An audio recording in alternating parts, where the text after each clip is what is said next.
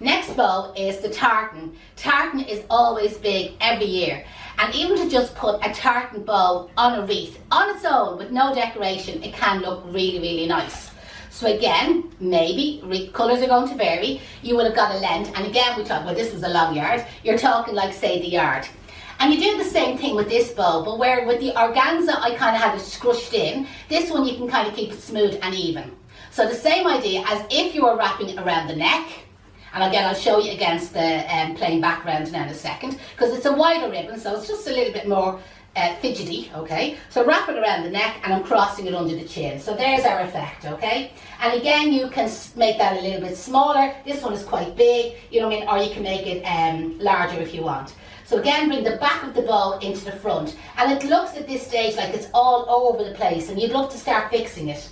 What you're then going to do, and sometimes the easiest thing to do, is turn your hand like that, and like squash it in the middle, as in, start in the middle, do a little bit of a gather, do a little bit of a gather, do another little bit of a crease, a squash, whatever you want to call it, and can you see the effect, how it'll work for you?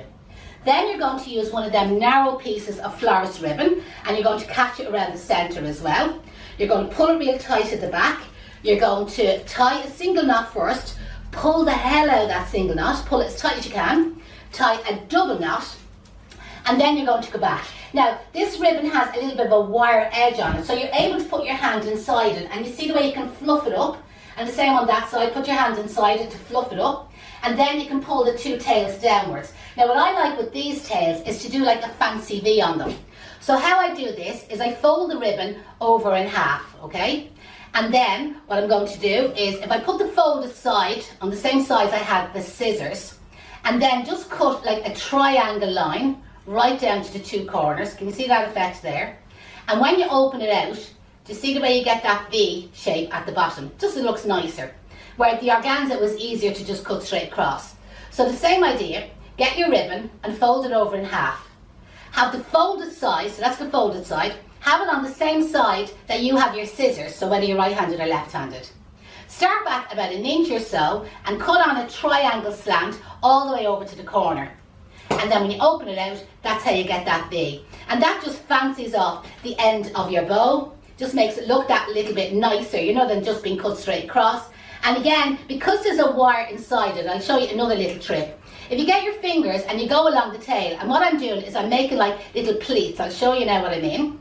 I've just done about 3 there, and just to see the way you can kind of give you them little gathers there on your tail. I'll do the same on this one. So backwards, forwards, backwards, forwards, backwards, forwards. You can do as many little pleats as you want, and then again you can pull it down, and you see the way it kind of gives that little ruckled edge to your bow.